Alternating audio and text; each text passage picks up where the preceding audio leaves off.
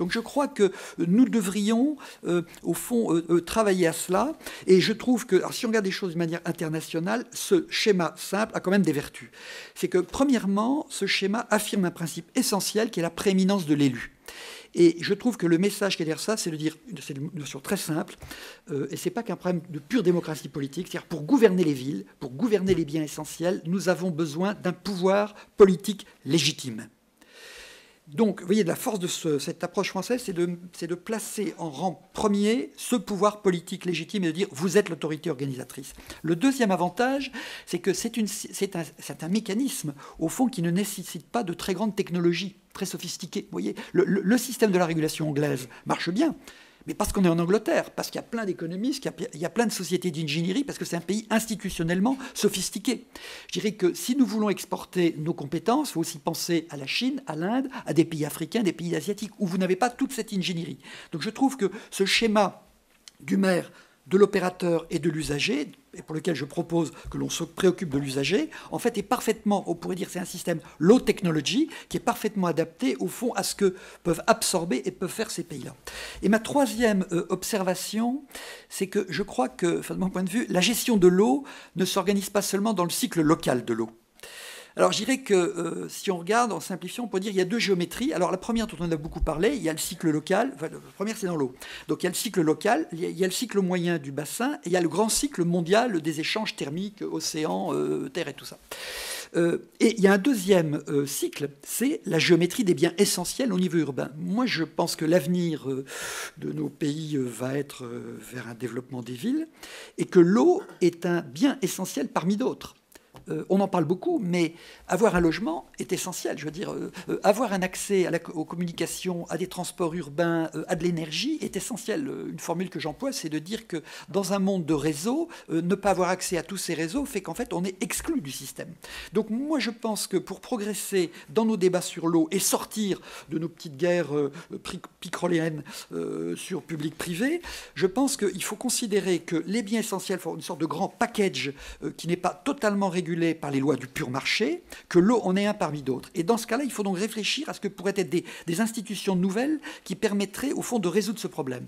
Alors, moi, personnellement, comme je trouve en plus qu'un de nos problèmes français, c'est d'avoir beaucoup trop de communes qui manquent disons, de masse critique et tout ça, je pense qu'on pourrait réfléchir à un renouvellement des intercommunalités et de travailler sur des intercommunalités étendues. C'est-à-dire qui physiquement englobent les villes et les campagnes, qui permettrait de faire des échanges du style je retraite mon eau usée et vous l'utilisez pour l'irrigation, ou vous utilisez mes boues pour faire de l'épandage réciproque, enfin, ce genre de choses. Donc je pense qu'on pourrait réfléchir à des intercommunalités larges et étendues, et puis ces intercommunalités seraient dotées, au fond, de moyens qui permettraient de renforcer l'ingénierie publique, qui est un des gros problèmes français. Et je vous fais juste observer que dans les 10 ans qui viennent, il y aura la moitié des fonctionnaires territoriaux qui vont partir, qui vont être remplacés. Donc là, on a un vrai enjeu organisationnel qui va être de maintenir le niveau de compétence du côté des collectivités territoriales françaises. Donc ce serait un moyen, au fond, pour leur donner des missions nobles, qui leur permettraient de suivre les choses en gros. Et ça permettrait, je l'espère, au fond, de dépasser la question et au fond de placer l'eau à sa juste place. C'est-à-dire que si ça représente 1% des budgets des ménages, en macroéconomie 360 € par an, c'est peut-être pas la peine de faire une guerre pour savoir comment on optimise à 10%. Alors que le logement va représenter entre 18% pour les propriétaires et 33% pour les jeunes qui rentrent dans la vie. Et puis le télécom, les télécommunications qui étaient à moins de 1%, sont passées à 2% au début des années 2000 et sont à plus de 3% pour certains ménages. Donc vous voyez, ça permettrait à la fois de faire des sortes de compromis ville-campagne. À mon avis, ça permettrait de doter en ressources intellectuelles les collectivités locales. Et je pense que pour que des partenariats et que toute action collective ne fonctionne bien, que si on a des partenaires de bon niveau, et donc, personnellement, ce n'est pas une critique de ma part, je pense qu'aujourd'hui, on a d'excellentes entreprises, on est un peu faible du côté de la partie publique, donc renforçons la partie publique. Et enfin, dépassionnons les choses. Et au fond, concentrons nos énergies sur les questions essentielles. Et donc, si on dit, en gros, l'eau est à peu près bien gérée, ne faisons pas la guerre pour ce genre de choses. Donc voilà ce que j'avais à vous dire.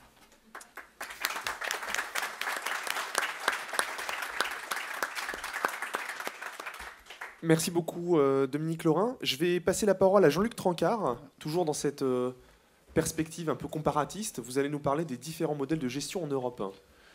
Oui, bonjour à tous, merci. Je vais probablement reprendre un certain nombre des choses que Dominique Lerin vient de nous dire, mais peut-être sous un autre angle. L'idée que j'avais pour ma présentation d'aujourd'hui, c'est le constat personnel que j'ai fait depuis que je travaille sur ces sujets-là, de l'incroyable diversité des modes de gestion qui existent au sein de l'Union européenne. Et quand j'entends mode de gestion, c'est à la fois la politique de l'eau, c'est-à-dire est-ce qu'il y a des organisations de bassin, est-ce qu'il y a des subventions publiques, comment on gère aujourd'hui la nouvelle directive cadre sur l'eau, que la gestion des services de l'eau et de l'assainissement. Je me suis intéressé un peu aux deux choses et je vous dis de constater cette incroyable diversité. Puis au fond, je ne trouve pas de système qui marche mieux que d'autres qui ne marche pas. Et comme on parle d'innovation, j'ai trouvé que c'était intéressant du point de vue français de dire finalement il y a deux façons de faire l'innovation. Soit on se réunit entre nous puis on essaie de trouver une nouvelle idée, soit on regarde un peu ce qui se passe à l'extérieur et on regarde la façon dont d'autres organisations peuvent faire face aux mêmes enjeux que ceux auxquels on est confronté. Alors je vais essayer, c'est très compliqué de raconter tout ça, donc je vais être, pour les spécialistes il y a dans la salle, incroyablement simplificateur, et puis probablement très ennuyeux pour ceux qui ne s'intéressent pas au sujet, je m'en excuse. Alors, ce qui est sûr, c'est que les modèles qu'on voit aujourd'hui en Europe, compte tenu de l'histoire de l'Europe, sont des adaptations historiques à tout un tas de contraintes auxquelles les populations ont dû faire face, mais j'en cite que deux. La contrainte de l'excès d'eau et de la mise en conquête de terres humides, eh ben, c'est tout le modèle des Wateringue, des Waterschrappen aux Pays-Bas. Et puis presque à l'inverse, là où on manque d'eau, c'est les modèles des Huertas, avec le tribunal de Valence, des organisations collectives mises en œuvre en Espagne pour essayer de partager l'eau, gérer les conflits. Ce qu'on a partagé tous en commun, donc à chaque fois, dans chaque pays, on va trouver des éléments comme ça qui commencent à tracer les premières gestions collectives, ce qu'on appelle la gouvernance aujourd'hui, mais enfin, c'est la gestion collective de l'eau. À la fin du 19e siècle, s'est ajouté à ça les besoins de la ville. Hein. La ville moderne s'est créée à la fin disons entre 1850 et 1900. On a vu arriver les services publics d'eau potable et d'assainissement, donc cet élément supplémentaire dans la gestion de l'eau. Encore en étant très simpliste, une deuxième phase, première moitié du XXe siècle, ça a été la période des grands aménagements, ça a été l'aqueduc des Pouilles en Italie, ça a été les grandes liaisons interbassins en Espagne, ça a été l'aménagement hydroélectrique en France, en Italie, en Espagne, en Suisse, etc. Bref, les grands transferts d'eau, enfin tous ces grands aménagements qui ont construit aussi des visions de bassins, qui ont préfiguré ce qui a été ensuite mis en place au début des années 70. Justement, au début des années 70, on voit la prise en compte des dégâts, ça a été évoqué à plusieurs reprises déjà, de la pollution, les problèmes de pollution industrielle, les problèmes de pollution urbaine, et on voit dans les années 70 se dessiner par des lois sur l'eau, un peu partout dans les pays, des modes de gestion différents qui ont intégré cette histoire que je viens d'évoquer trop rapidement. Il y a des facteurs extérieurs qui jouent beaucoup aussi sur l'observation qu'on peut faire des modèles européens. Le premier facteur, c'est évidemment une histoire institutionnelle, et en particulier deux choses. Est-ce qu'on a affaire à un État centralisé ou est-ce qu'on a affaire à un État fédéral? C'est déterminant pour la compréhension des systèmes qui aujourd'hui voient le jour, aujourd'hui sont présents en Europe. Et puis la deuxième chose qui est importante, c'est la taille des communes. Est-ce qu'au fond, on a des masses critiques pour assurer les services d'eau et d'assainissement dans les pays, dans les différents pays? Puis le deuxième élément, c'est l'intensité des problèmes posés par l'eau. Les problèmes de l'eau ne sont pas équivalents dans tous les pays européens, loin s'en faut. Les quelques critères qu'on peut retenir, c'est est-ce qu'on est dans une zone, au fond les zones sur lesquelles l'irrigation s'est développée, dans laquelle la pénurie crée la demande, c'est-à-dire c'est bien quand il n'y a pas d'eau qu'on a besoin d'eau pour les plantes, et donc ça nécessite un certain nombre de réflexions particulières pour faire face à cette question-là. Et puis bien sûr la densité de la population. Les Finlandais qui ont un lac par habitant ont évidemment pas les mêmes problèmes d'eau que le sud de l'Espagne. Donc voilà, tout ça nous donne un élément de contexte. Et puis dans le tournant des années 70, on voit apparaître des lois sur l'eau dans beaucoup de pays. Alors ça démarre en 64 avec l'application en 66 en France, mais on va trouver des Water Act un peu partout en Europe dans cette période-là. Et puis dans le même temps, l'Europe s'installe et l'Europe bâtit des directives. La première directive européenne sur l'eau, c'est la directive eau potable de 75, mais elle a commencé à être préparée dans les années 72, 71 par les premières discussions, les avis d'experts, etc. Donc cette charnière des années 70 est extrêmement importante. Et donc tout ça a fabriqué des systèmes. Ces systèmes doivent, je vais les décrire, je laisse un peu le suspense, je vais les décrire très rapidement. Ces systèmes doivent faire face à des enjeux. Et au fond, la question que je voudrais poser en termes d'innovation, c'est est-ce que tous les systèmes sont équivalents devant ce que je perçois comme étant les enjeux du futur? Est-ce qu'il y a des systèmes plus robustes, plus efficaces que d'autres? Le premier enjeu, on l'a évoqué aussi ce matin, c'est les pollutions diffuses, et notamment l'agriculture et l'élevage, mais pas seulement. Le deuxième enjeu, c'est la prise en compte du grand cycle de l'eau, l'application de la directive cadre sur l'eau. Si je vous fais brièvement la directive cadre sur l'eau, c'est, imaginez-vous, poisson. Jusqu'à présent, avec les directives antérieures à la directive cadre, on s'est occupé de votre respiration et de votre résistance aux toxiques. C'est-à-dire qu'on a lutté contre la pollution urbaine, ça vous a permis de respirer, puis on a lutté contre la pollution industrielle, ça vous a permis en tant que poisson d'être moins malade. Mais en tant que poisson, vous avez envie de manger, vous avez envie de vous reproduire, vous avez envie de vous déplacer. Et eh bien, c'est la biodiversité nécessaire à l'alimentation, c'est l'aménagement physique des rivières, le retour, par exemple, si vous êtes broché, il y en a un certain nombre dans la salle sans doute, vous êtes broché, vous avez besoin de zones inondables pour vous reproduire. Eh bien, il faut des zones inondables et la DCE devrait permettre de développer ça. Et donc, on change un peu de braquet en termes de vision de la question de la pollution de l'eau, c'est-à-dire qu'on va s'intéresser à l'ensemble du cycle de l'eau, au grand cycle de l'eau, à l'état des rivières. Ça, c'est le deuxième enjeu. Le troisième, c'est les tarifs et les structures de coûts. On l'a dit déjà, le cycle urbain de l'eau est un cycle dont les coûts sont des coûts fixes. Les tarifs sont parfois des tarifs fixes, parfois des tarifs variables. Et le décalage entre les deux rend un système de gestion plus ou moins sensible à la baisse des consommations d'eau qu'on observe dans toute l'Europe. Et donc, c'est intéressant de se poser la question, est-ce que le système auquel j'ai affaire est résistant au décalage à la baisse des consommations d'eau et à ses conséquences sur le recouvrement des coûts? Et puis le dernier point, l'avant-dernier plutôt aspect auquel il faut faire face, c'est la question de la gestion du patrimoine, la capacité des différents systèmes à faire face aux besoins de renouvellement permanent du patrimoine. C'est un patrimoine qui a une grande valeur. On a dépensé beaucoup d'argent pour se mettre en conformité avec les directives par le passé, les directives eau potable, les directives eaux résiduaires urbaines, la directive cadre maintenant. Est-ce qu'il reste assez d'argent pour entretenir le patrimoine? Ça, c'est une vraie question également. Et puis la dernière qu'on oublie trop souvent, c'est la question de la main-d'œuvre.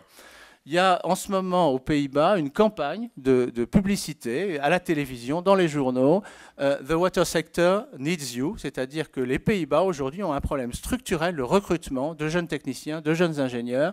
Le métier n'est pas jugé attractif par les jeunes scientifiques et c'est un problème qui va s'amplifier puisqu'on va doubler à peu près le taux de renouvellement, le turnover des cadres dans tous les systèmes. Ce n'est pas une question publique-privée, dans tous les systèmes de gestion des services d'eau et d'assainissement en Europe dans les 10 prochaines années. Alors voilà, maintenant je vais essayer de vous faire rapidement quelques modèles. Le modèle néerlandais. Le modèle néerlandais est très intéressant parce que c'est un modèle dans lequel la vision hydrographique est très ancienne, elle domine, c'est les Waterschappen, je les ai cités tout à l'heure, et c'est autour de cette entité-là que se crée l'ensemble du système de gestion de l'eau, et en particulier parce qu'il y a une histoire de lutte contre les inondations, et donc du coup, les Néerlandais s'appuient sur l'existence de ces Waterschappen pour lutter contre la pollution, gérer les stations d'épuration, et puis aujourd'hui, appliquer la directive cadre sur l'eau. Il y a un système de recouvrement auprès des usagers de redevances qui sont des redevances fixes, donc du coup un système très peu sensible aux variations de consommation d'eau potable, contrairement au système français par exemple. Un système démocratique, les Néerlandais élisent leurs représentants dans les Waterschappen à l'occasion d'élections du type des élections régionales telles qu'on les connaît en France. Bref, un système qui est assez performant sur justement la résistance à stabilité des coûts, les tarifs reflètent les coûts, capacité à mobiliser de l'argent pour appliquer la directive cadre sur l'eau et système fortement démocratique. Sur la gestion de l'eau proprement dite, la gestion des services d'eau et d'assainissement sont des sociétés à statut privé et à capitaux publics. Et d'ailleurs, les Pays-Bas ont interdit l'entrée des groupes privés dans les capitaux de leur société, ce qui va commencer à leur poser des problèmes, parce que si je disais qu'ils avaient des problèmes de recrutement, c'est bien parce que les sociétés d'eau sont un peu trop petites et n'offrent pas de perspectives de carrière intéressantes ou plus intéressantes à ces jeunes. Un autre domaine, je ne vais pas les balayer tous, hein, l'Allemagne. L'Allemagne est un système très intéressant, évoqué rapidement par Dominique Lerin, dans lequel ce n'est pas les bassins qui ont le pouvoir, en fait, c'est les lenders. Et les lenders, en fait, ont fait leur affaire de la mise en place d'une gestion par bassin, et se sont organisés, quand les bassins étaient plus grands que les lenders, pour faire des co-gestions d'un bassin, mais c'est le pouvoir de gestion de l'eau est au niveau des lenders et non pas au niveau de l'État fédéral avec des organismes de bassin, c'est ce qui les caractérise. Ce qui caractérise aussi l'Allemagne, c'est une taille critique des communes acceptable, et notamment avec des Stadtwerke, qui sont des institutions de gestion communale, locale des services publics urbains, et qui sont gestion commune des services publics urbains. Comme le disait Dominique Lerin, c'est pas simplement l'eau, c'est l'énergie, c'est d'autres services. Et les Stadtwerke sont des systèmes qui aujourd'hui fonctionnent très bien et sont même assez puissants et ont la capacité de gérer des budgets qui intègrent l'ensemble des services publics, ce qui est plutôt un avantage. Et autre caractéristique de l'Allemagne en matière de financement, et qui est assez originale, et qui pourrait nous servir d'élément de réflexion, c'est que le financement des services d'eau et d'assainissement pour la réalisation des principaux investissements est assuré par les caisses d'épargne des lenders. Un peu selon un système analogue à celui qu'on a pour le financement du logement social avec le livret A. C'est une vraie alternative intéressante à regarder par rapport au système français, par exemple, de financement par les agences de l'eau. Ce sont des prêts, et ce sont des prêts bonifiés grâce au système qui a été mis en place. Alors, en matière de gestion, on va trouver tous les systèmes, hein, des sociétés mixtes, des sociétés à capitaux publics, l'intervention du privé, etc.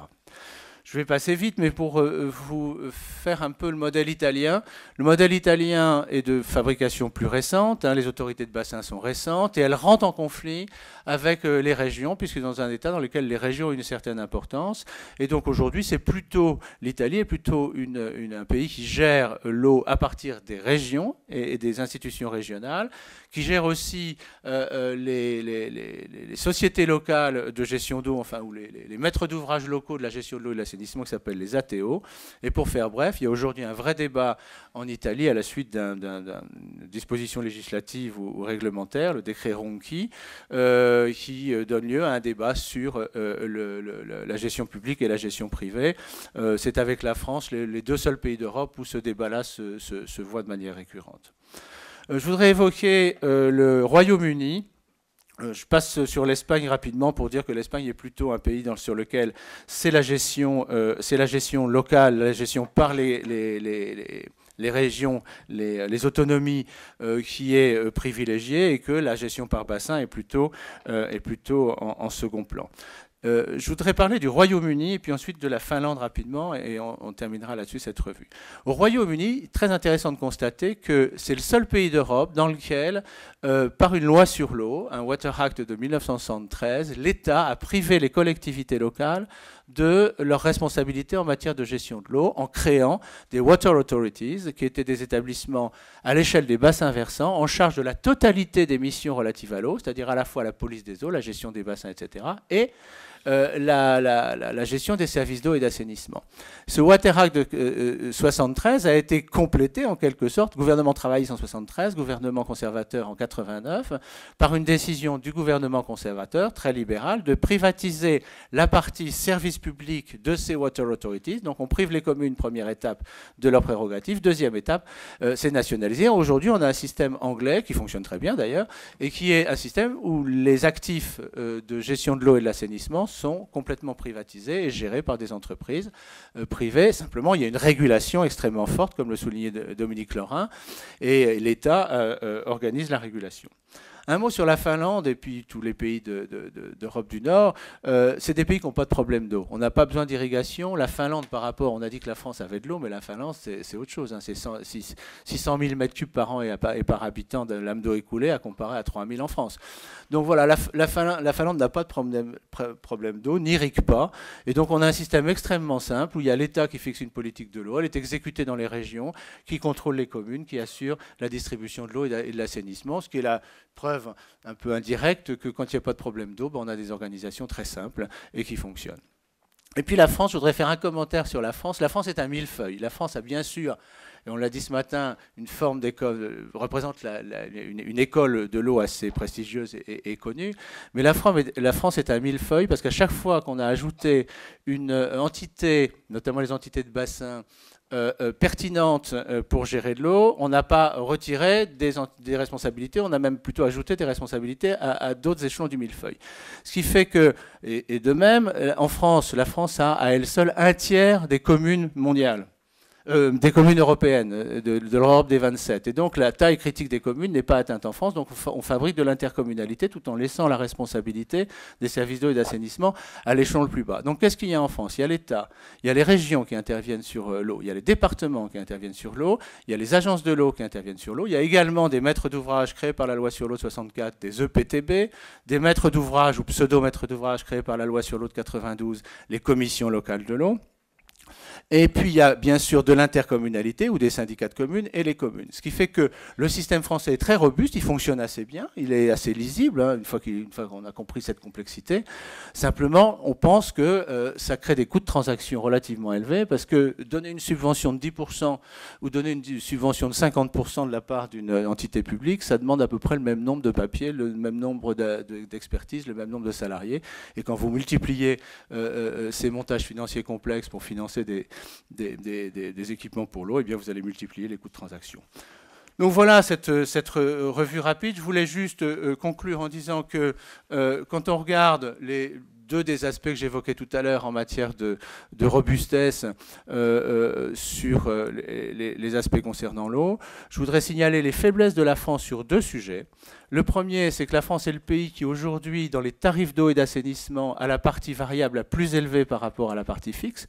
Donc c'est le système dont le tarif représente le moins bien les structures de coûts.